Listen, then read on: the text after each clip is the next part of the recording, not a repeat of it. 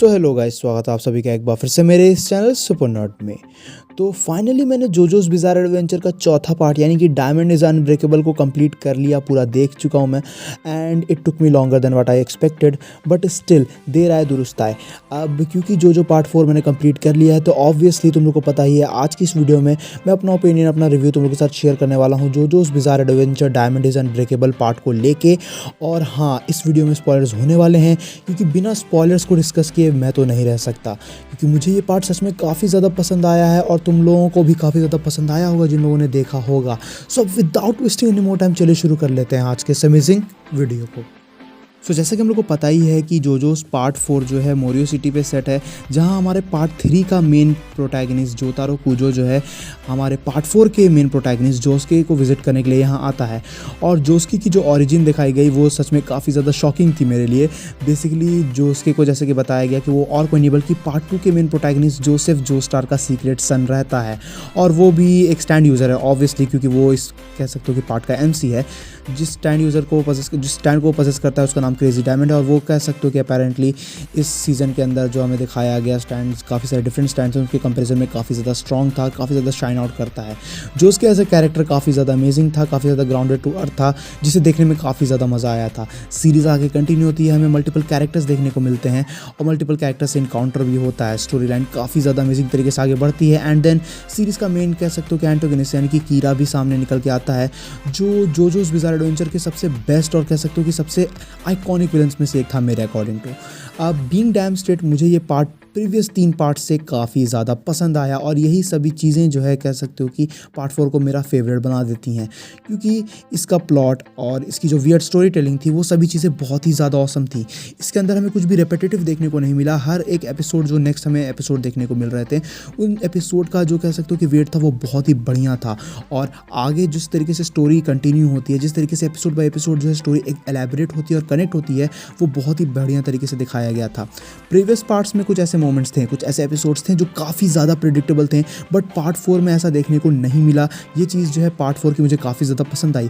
और लास्ट के जो 3 एपिसोड्स थे वो बहुत ही ज़्यादा अनएक्सपेक्टेड थे। मतलब मैं ऐसा कुछ देखने के लिए तो बिल्कुल भी एक्सपेक्ट नहीं कर रहा था, ऐसे कुछ देखने के लिए मैं बिल्कुल भी तैयार नहीं था। एंड इसी वजह से जोजोस पार्ट 4 की मैं जितनी भी तारीफ़ करूँ वो कम रहेगी। अगर जोस्के की बात करें तो वो एक अमेजिंग मेन कैरेक्टर था। इसकी डिसीजन मेकिंग समहाउ जोसेफ से मैच करती है, क्योंकि ऑब्वियसली वो उसका बेटा है। बाकी इसके कैरेक्टर के अंदर जो हमें कह सकते हो कि चेंजेस देखने को मिले through out the series, decision making के में जो चेंजेस देखने को मिले, जहाँ पे पहले वो थोड़ा सा एजी था, आगे चलते चलते इसके कैरेक्टर्स में थोड़ा इंप्रूवमेंट आए, वो मुझे बहुत ही ज़्यादा पसंद आया।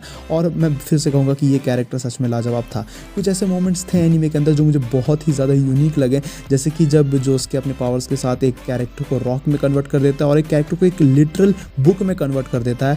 वो सभी चीज़ें काफ़ी ज़्यादा अनएक्सपेक्टेड थी और देखने में काफ़ी ज़्यादा मज़ा भी आया। नॉट ओनली दैट, इसके अलावा भी जितने बाकी कैरेक्टर्स थे, अगर मैं इसके ट्रियो की बात करूँ यानी कि ओयासु और वगैरह वगैरह जो कैरेक्टर्स थे, कोइची जैसे कैरेक्टर्स, फिर डिफरेंट जो हमें कैरेक्टर्स देखने को मिले, जैसे कि वो रेस्टोरेंट वाला जो बंदा था, फिर एक हमें एलियन भी देखने को मिला था, वो सभी चीज़ें बहुत ही ज़्यादा अच्छी तरीके से शाइन आउट करती है। कुछ कैरेक्टर्स के ऊपर तो डेडिकेटेड एपिसोड्स भी थे और ये सभी चीज़ें बिल्कुल भी डिसअपॉइंटिंग नहीं थी। पार्ट 4 अपना जलवा काफ़ी अच्छे तरीके से दिखाता है। सबके अलावा जो एक्शन सीक्वेंसेस भी हमें दिखाए गए इस पार्ट के अंदर वो लाजवाब थे। मतलब तुम एनिमेशन में काफ़ी अच्छा खासा इंप्रूवमेंट देख सकते हो, और एक्शन सीक्वेंसेस काफ़ी ज़्यादा इंटरटेनिंग थे। फाइनल बैटल की भी बात तुम कर लो, बीच में जो हमें डिफरेंट विलन्स के साथ इनकाउंटर देखने को मिलता है, वहाँ जिस तरीके की जो सिचुएशन कैरी आउट होते हैं वो भी बहुत ज़्यादा लाजवाब थे। It was way more thrilling than the previous parts. मतलब अगर तुम प्रीवियस पार्ट्स के कंपेरिजन में पार्ट 4 को कंपेयर करोगे तो इसका इमोशनल एलिमेंट, इसके थ्रिलिंग एलिमेंट्स काफ़ी ज़्यादा बेहतरीन तरीके से शाइन आउट होकर निकल के आते हैं, और एक हद तक पार्ट 1, 2 और 3 के कंपैरिजन में ये ज़्यादा थ्रिलिंग था। ऑल्दो मेरे लिए अभी भी पार्ट 3 सबसे ज़्यादा ड्रामेटिक होगा, क्योंकि उसके जो ड्रामेटिक मोमेंट्स थे वो बहुत ही ज़्यादा एपिक थे। लेकिन इसका मतलब ये नहीं है कि पार्ट 4 भी हमें ड्रामेटिक मोमेंट्स नहीं देता है। कुछ ड्रामेटिक एपिसोड्स थे जो सच में बहुत ही ज़्यादा अनएक्सपेक्टेड थे।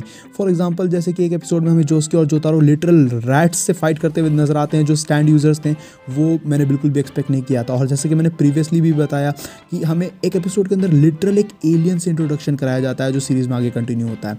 वो चीज़ सच में काफ़ी ज़्यादा वियर्ड थी, और इन्हीं सब चीज़ों के लिए ऑब्वियसली हम लोग जो है जोजोस बिज़ार एडवेंचर को जानते हैं। और एक और चीज़ को मैं पॉइंट आउट करूँगा कि जोतारो कुजो का जो आर्ट वर्क था या कह सकते हो कि जो नया स्टाइल था, मुझे इस पार्ट के अंदर ज़्यादा पसंद आया पार्ट 3 के कंपैरिजन में। वो थोड़ा लेस एजी लगा और वो कैरेक्टर जो है ज़्यादा शाइन आउट करते हुए भी नज़र आया काफ़ी सारे डिफरेंट कैरेक्टर्स के कंपैरिजन में, including during the final battle 2, जिसके ऊपर मैं आगे आऊँगा ही। टॉकिंग अबाउट द मेन एंटोगेनिस्ट यानी कि कीरा, जो हमें मेन विलन के तौर पर देखने को मिला है, इस बात में कोई भी शक नहीं है कि ये फिक्शन के one of the most well written killers में से एक था।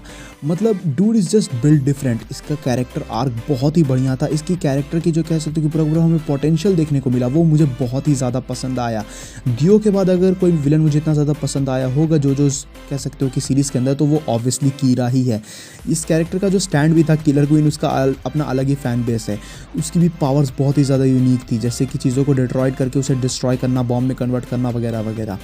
अब talking about the final battle, तो वो बहुत ही ज़्यादा अनएक्सपेक्टेड चीज़ निकल के आती है। मतलब जब कीरा और जोस्के की फ़ाइट होती है वो काफ़ी ज़्यादा लाजवाब थी। उसके बाद जब जोतारो चीज़ों को हैंडल करता है वो भी बहुत ही ज़्यादा बेहतरीन था। लेकिन जिस तरीके से कीरा की डेथ होती है, जिस तरीके से कह सकते हो कि एक्सीडेंट के दौरान उसकी डेथ दिखाई जाती है, जैसे कि जब एम्बुलेंस उसके ऊपर चढ़ा दिया जाता है एक्सीडेंट में और उसके बाद कीरा की मौत हो जाती है, वो बहुत ही ज़्यादा अनएक्सपेक्टेड था। और कह सकते हो कि वो आयरॉनिक बट आइकॉनिक निकल के आता है। वो क्यों, वो मैं तुम्हें आगे बताऊँगा, क्योंकि कुछ लोग ऐसा हो सकते हैं जो लोगों ने सोचा होगा कि बेसिकली जोस्के को कह सकते हो कि कीरा को मारना चाहिए था, बट यहाँ पे दिखाया गया कि बेसिकली इतनी सब फाइट होने के बावजूद भी कीरा की डेथ बेसिकली एक एक्सीडेंट थी। तो इस चीज़ को कह सकते हो कि अपन वेल राइटिंग में कंसिडर कर सकते हैं। ऐसा इसलिए क्योंकि अगर तुमने ध्यान दिया होगा तो लास्ट 3 एपिसोड्स में जो कीरा का कैरेक्टर था वो कॉन्स्टेंटली फेट को लेके बात कर रहा था कि फेट उसके साइड है, लक उसके साइड है, बट इन सब चैटरिंग के बावजूद भी इवेंचुअली आखिर में वो एक एक्सीडेंट से मर गया, जो चीज़ सच में लाजवाब थी। और इसीलिए ये आयरॉनिक बट आइकॉनिक निकल के आता है। कुछ ऐसे एपिसोड्स थे 1-2 जिनकी पेसिंग मुझे थोड़ी स्लो लगी, जो ज़्यादा बेहतर हो सकते थे, बट ओवरऑल इन सब के अलावा अगर मैं सभी जो पार्ट्स को कंपेयर करूं पार्ट 1 से लेके पार्ट 4 तक, ऑब्वियसली तो diamond is unbreakable was weirdly perfect. मतलब इसे हम परफेक्शन कह सकते हैं। जोजोस पार्ट के कंपैरिजन में ये सबसे परफेक्ट पार्ट निकल के आता है, बट स्टिल अभी भी 2 पार्ट्स बाकी हैं, पार्ट 5 और पार्ट 6 जो अभी रिसेंटली आया, तो उसे भी अपन कवर करेंगे, उसके ऊपर भी अपना मैं रिव्यू दोनों को बताऊंगा। तो हो सकता है कि चीज़ें चेंज हो जाएं, बट मुझे ऐसा पॉसिबली लगता नहीं है, क्योंकि पार्ट 4 ने मुझे बहुत इंप्रेस किया। इसकी स्टोरी टेलिंग, इसकी राइटिंग, इसके कैरेक्टर्स, हर चीज़ कह सकते हो कि नियर परफेक्ट थी। और इसी वजह से अगर मैं आखिर में अपनी बात करूँ रेटिंग्स की, तो मेरी रेटिंग्स रहेगी 9.8 आउट ऑफ 10 की। मुझे ये सीरीज़ बहुत ज़्यादा पसंद आ रही है। और जो पार्ट 4 था ऑब्वियसली ये मेरा फेवरेट पार्ट बन चुका है।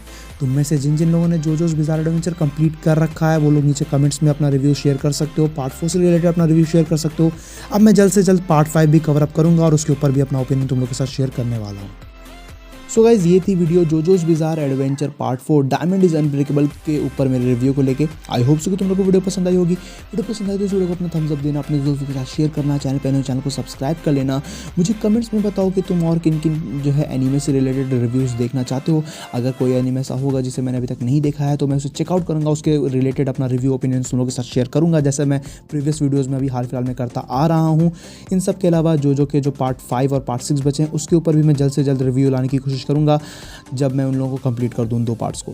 तो that's it for the video guys. मैं मिलता हूँ तुमसे किसी नेक्स्ट वीडियो में। Till then bye, stay tuned, stay awesome.